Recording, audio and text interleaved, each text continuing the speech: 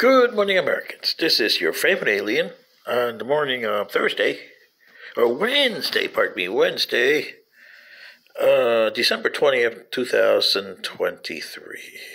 This is a special commentary, and for you guys in Facebook and YouTube, this has no copyrights to it, okay? So stop assuming that. This is the truth. Yesterday, the Colorado Supreme Court made a ruling that said that former President Trump cannot be on the ballot because he instigated insurrection.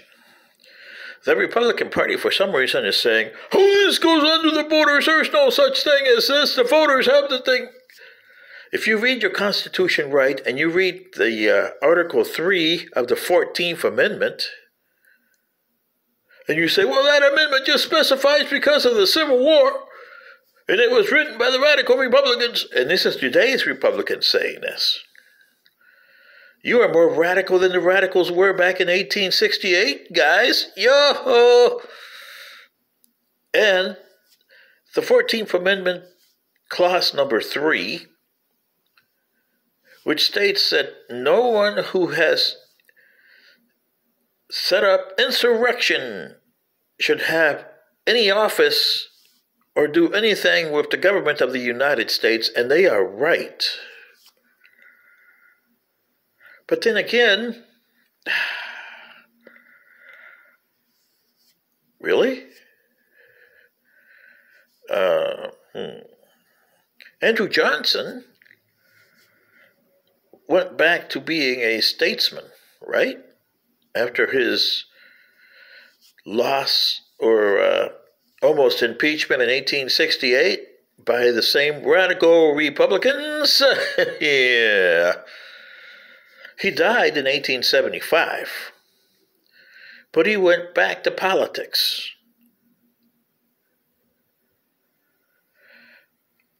But because he was the Vice President of the United States, they didn't apply the clause of the 14th Amendment to him. They should have. Because according to unverified facts, which nobody wants to touch, because nobody wants to touch, oh yeah, John Wilkes Booth is buried in Baltimore. Yeah, is he? The city of Baltimore refused, and the family of John Wilkes Booth have asked for an exhumation to get DNA to prove that's John Wilkes Booth. See what I mean? And according to different accounts, and you say, oh, you can't corroborate that. Right, because the city of Baltimore does not let you exhume the body of John Wilkes Booth. That the instigation for the assassination of Abraham Lincoln was Andrew Johnson. Yeah, that would be insurrection, wouldn't it? And applies to the number 13? Yeah, but you guys call it, oh, that's conspiracy theories and stuff like that. And where is the mummy of Mr. George that stood for a long time in Enid, Oklahoma?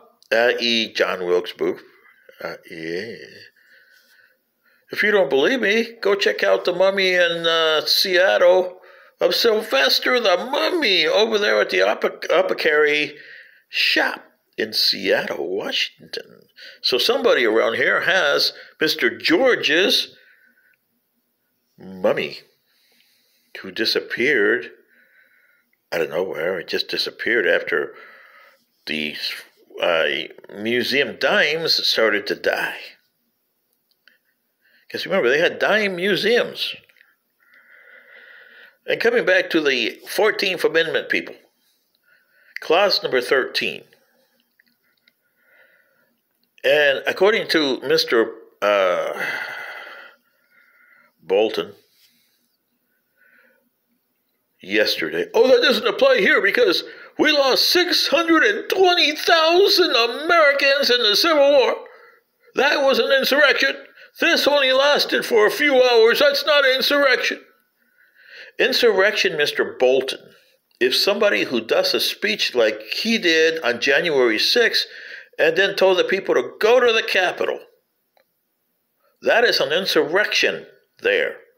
You don't have to tell them, go in there and stomp out the Capitol. You just say, go to the Capitol. Whatever you do, I'm behind you and I'll be right there. He didn't have the guts to go over there, did he?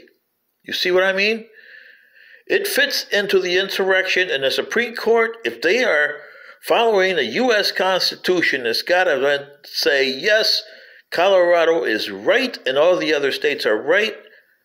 And by the way, the argument that the voters should have the last say in here, then why do you have state electors to verify the election? The Constitution did not trust the American voters. Do you understand that, American? Your own Constitution didn't trust you. Otherwise, your popular vote would have done it, and you didn't have to do electors. That is the main thing that the founding fathers, they didn't trust you.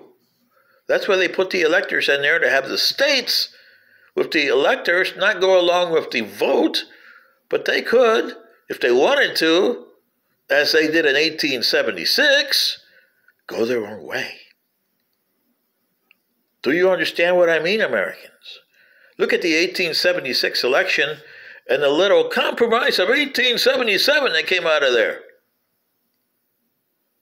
And you guys at YouTube and Facebook, this is history. If you don't believe me, research the compromise of 1877 and how the electors played a key role in the Republicans getting the presidency and the Democrats getting the South. It was a backroom deal that was done there. Isn't that an insurrection? It cost Mr. Tilden the presidency, and you guys got Rutherford B. Hayes. Oh, boy. Oh, boy. This is your favorite alien saying, this Constitution of the United States, if it works, it's going to be proven by the Supreme Court, which have to uphold the Colorado Supreme Court decision. It has no way but to uphold it. Good day.